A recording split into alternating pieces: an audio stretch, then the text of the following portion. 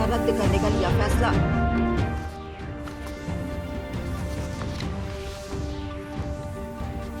राज्य कैबिनेट ने लिया फैसला, प्रदेश में अब पंचायतों का कामकाज सलाहकार समितियां संभालेंगी। नए दिशा निर्देशों के साथ प्रदेश में आज से लॉकडाउन शुरू।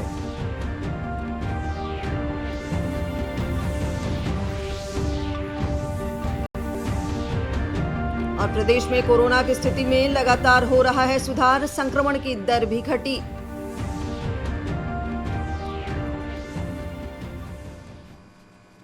नमस्कार, मैं स्वस्तिका और अब समाचार विस्तार से। केंद्र सरकार ने केंद्रीय माध्यमिक शिक्षा बोर्ड सीबीएसई की 12वीं कक्षा की बोर्ड परीक्षा रद्द करने का फैसला लिया है। प्रधानमंत्री नरेंद्र मोदी ने परीक्षा को लेकर सभी राज्यों और अन्य हितधारकों के साथ मंगलवार को एक अहम बैठक की। वर्चुअल माध्यम से आयोजित इस बैठक में सभी संभावित विकल्पों पर चर्चा की गई। इस बैठक के बाद केंद्र सरकार ने परीक्षा रद्द करने का फैसला लिया है। प्रधानमंत्री नरेंद्र मोदी ने कहा कि इस तनाव भरी स्थिति में छात्रों को परीक्षा देने के लिए मजबूर नहीं किया जाना चाहिए। सीबीएसई ने कहा है कि उसके लिए छात्रों, शिक्षण संकाय और सभी हितधारकों की सुरक्षा और स्वास्थ्य सर्वोच्च प्राथमिकता है। परीक्षा परिणाम के लिए एक क्रियाविधि विकसित की जाएगी, जिसमें स्कूल द्वारा आयोजित आंतरिक परीक्षा भी शामिल होगी। प्रदेश में अब पंचायतों का कामकाज सलाहकार समितियां संभालेगी। मुख्यमंत्री नीतीश कुमार की अध्यक्षता में हुई राज्य कैबिनेट की बैठक में ये निर्णय लिया गया कि 16 जून से स्वतः भंग हो रही त्रिस्तरीय पंचायती राज संस्थाएं और ग्राम कचहरी का कामकाज सलाहकार समितियों के जिम्मे होगा। मुख्यमंत्री ने कहा कि पंचायतों और ग्राम कचहरियों का काम प्रभावित नहीं हो, इसके लिए वैकल्पिक व्यवस्था की जा रही है। इस संबंध में जानकारी देते हुए पंचायती राज मंत्री सम्राट चौधरी ने बताया कि कोरोना महामारी के कारण ससमय चुनाव नहीं होने के कारण सरकार ने ये महत्वपूर्ण निर्णय लिया है। उन्होंने कहा कि राज्यपाल की सहमति के बाद अध्यादेश लाकर पंचायती राज अधिनियम में संशोधन किया जाएगा। पंचायत स्तर पर, ग्राम कचहरी स्तर पर, पंचायत समिति स्तर पर और जिला परिषद स्तर पर हम लोग एक परामर्शी समिति का गठन करेंगे और उस गठन के बाद हम पूरे तरह जो व्यवस्था एक खड़ी है पंचायतों की, उसकी रूपरेखा तैयार करेंगे। देखिए, अभी हम लोगों ने कानून बनाए हैं, क्योंकि अभी तक कोई कानून नहीं था। अभी महामहिम राज्यपाल की इसमें स्वीकृति मिलना बाकी है। जैसे ही महामहिम राज्यपाल के आदेश आ जाएंगे, तब हम लोग नोटिफिकेशन करके उसके रूल्स बनाएंगे। प्रदेश में ग्रामीण पथों के रखरखाव में बड़ी संख्या में लोगों को रोजगार के अवसर उपलब्ध होंगे। मुख्यमंत्री नीतीश कुमार ने ग्रामीण कार्य विभाग की समीक्षा बैठक में ग्रामीण पथों के निर्माण और रखरखाव में तेजी लाने का निर्देश देते हुए कहा कि स्थानीय स्तर पर लोगों को इस काम में शामिल कर उन्हें रोजगार के अवसर दिए जाएंगे।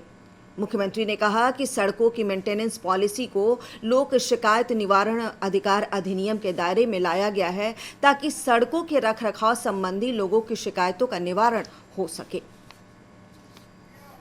बात करते हैं लॉकडाउन की। सरकार ने लॉकडाउन की अवधि 1 जून से बढ़ाकर 8 जून तक कर दी है। आज से नए नियमों के साथ लॉकडाउन लागू हो गया। नए जारी दिशा निर्देशों के अनुसार जिलों में लॉकडाउन में चरणबद्ध ढंग से ढील दी जाएगी। इस संबंध में पटना के जिलाधिकारी डॉक्टर चंद्रशेखर सिंह ने बताया कि सभी श्रेणियों की दुकानों को सप्ताह में कम से कम 1 दिन खोलने के लिए नियम बनाया जा रहा है। ग्रुपिंग कर रहे हैं कि सभी प्रकार की दुकानें सप्ताह में किसी एक दिन जरूर खोलें और एक दिन सभी प्रकार की दुकानें नहीं खोलेंगी, ताकि भीड़ भाड़ नहीं हो। और जो दुकानें खुलेंगी उस पर भी निर्देश है कि जो कोरोना प्रोटोकॉल है उसका, कोरोना से सुरक्षा के लिए उसका अनुपालन जरूर सभी लोग करें। जैसे मास्क का प्रयोग, सैनिटाइजर रखना वहाँ ग्राहक के लिए भी और दुकानदार के लिए भी, और सोशल डिस्टेंसिंग का भी पालन करना, तो ये जरूरी है। बात करते हैं कोरोना की। बिहार में कोरोना संक्रमण की दर लगातार कम हो रही है। साथ ही इस रोग से ठीक होने वालों का आंकड़ा भी बढ़ रहा है। पिछले 24 घंटों के दौरान 1174 नए मामलों की पुष्टि हुई है। वर्तमान में प्रदेश में 14,250 सक्रिय मरीज हैं। स्वस्थ होने वालों की दर बढ़कर 97.25% हो गई है। स्वास्थ्य मंत्री मंगल पांडेय ने बताया कि कोरोना की संभावित तीसरी लहर से बचाव के लिए प्रदेश के अस्पतालों में व्यापक व्यवस्था की जा रही है। उन्होंने बताया कि स्वास्थ्य व्यवस्था को और बेहतर बनाने के लिए मानव बल की आवश्यकता है, जिसके लिए चरणबद्ध तरीके से विभिन्न पदों पर 30,000 नियुक्तियां की जा रही है।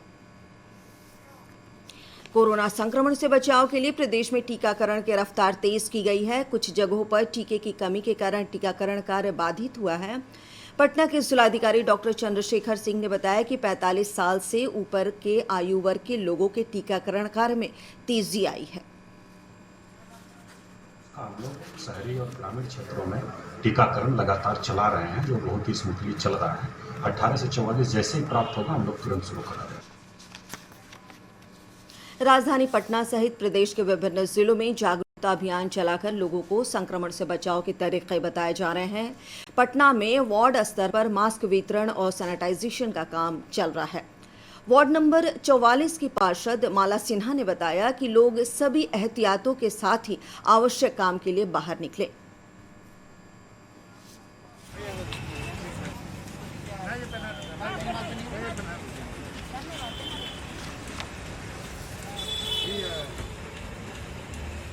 ठीक से 44 देखना चाहिए।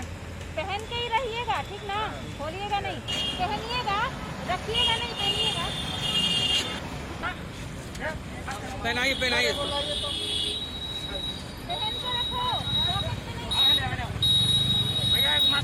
मास्क क्या हुआ? मेरे ओर से सबको जागरूक करना है कि अभी कोरोना खत्म नहीं हुआ है।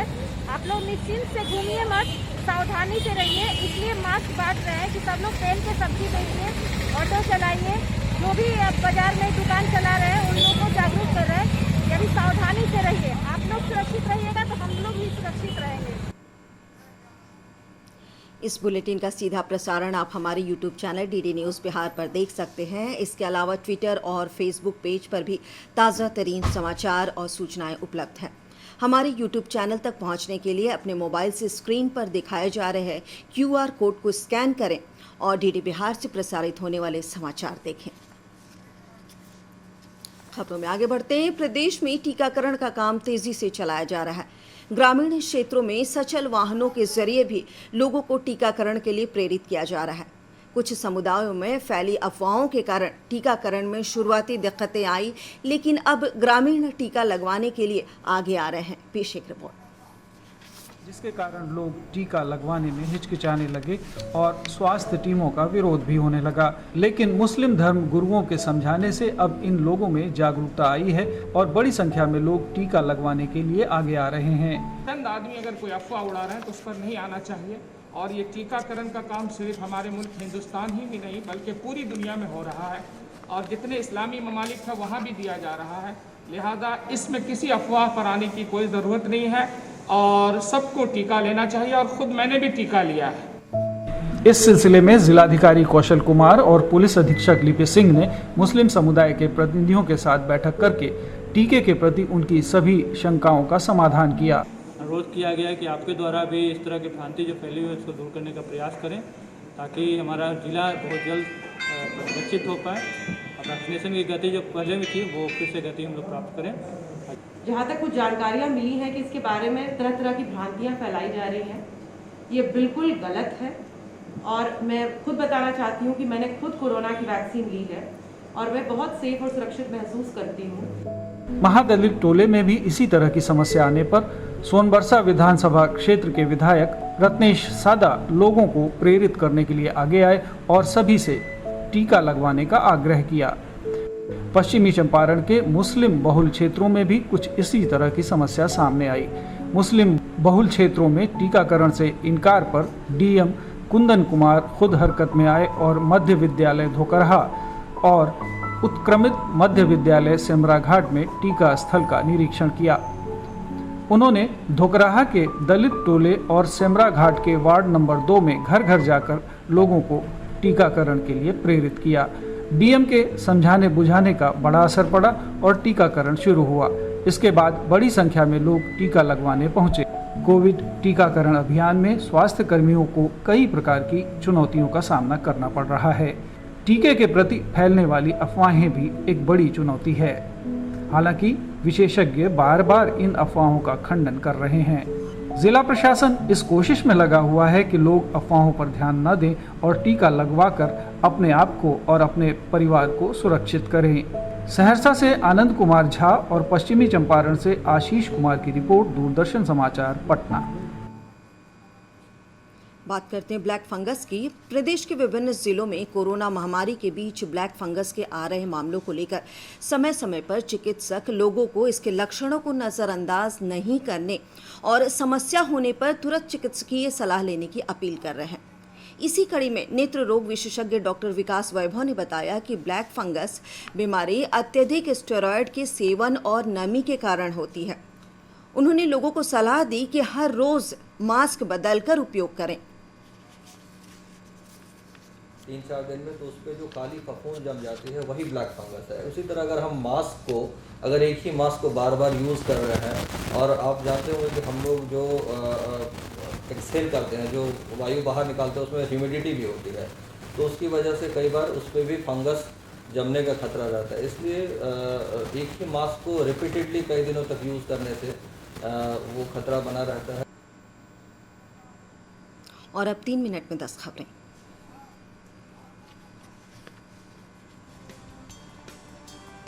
विश्व स्वास्थ्य संगठन ने कहा है कि कोरोना वायरस के विभिन्न वेरिएंट्स का नाम अब नए ग्रीक शब्दों के आधार पर रखा जाएगा।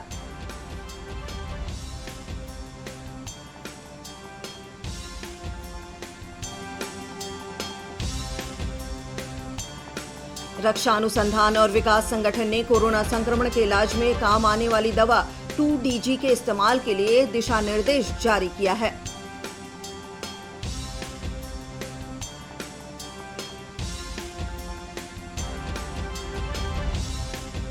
केंद्र सरकार ने राज्यों को वैक्सीन निर्माताओं और निजी अस्पतालों के साथ समन्वय करने के लिए टीमें बनाने की सलाह दी है।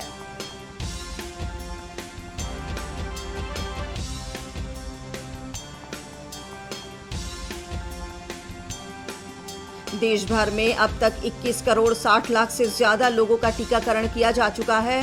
साथ ही रिकवरी रेट बढ़कर 92% से ज्यादा हो गई है।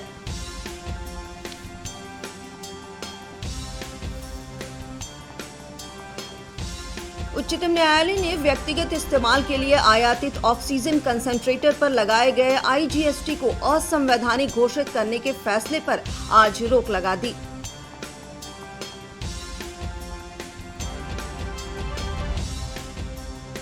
केंद्र सरकार ने कोविड महामारी के ध्यान में रखते हुए पारिवारिक पेंशन के नियमों को आसान बनाया है।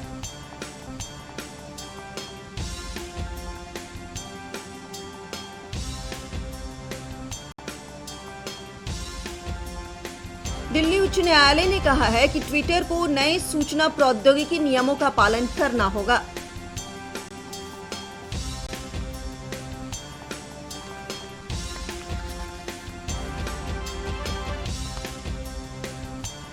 बिहार कैबिनेट ने बिहार वेब मीडिया नियमावली 2021 को दी स्वीकृति। सूचना और जनसंपर्क विभाग में सूचीबद्धता के लिए नियमावली में विभिन्न प्रावधान।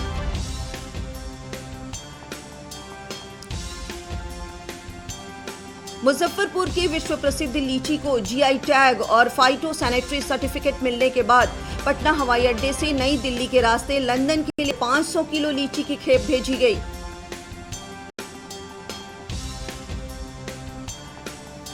PIB, ROB और एम्स पटना के संयुक्त तत्वावधान में कोरोना की दूसरी लहर, टीकाकरण और ब्लैक फंगस एवं हमारी तैयारियां विषय पर वेबिनार का आयोजन।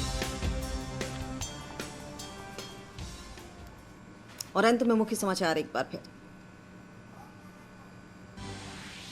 केंद्र सरकार ने CBSE की 12वीं बोर्ड परीक्षा रद्द करने का लिया फैसला।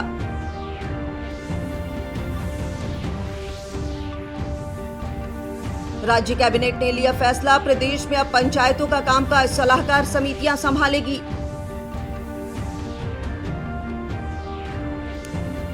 नए दिशा निर्देश के साथ प्रदेश में आज से लॉकडाउन शुरू।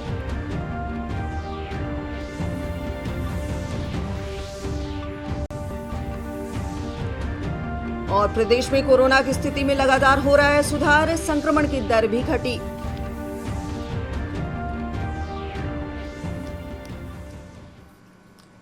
दर्शकों, कोविड का खतरा कम नहीं हुआ है, इसलिए आप सभी से अपील है कि कोई भी कोताही न बरतें।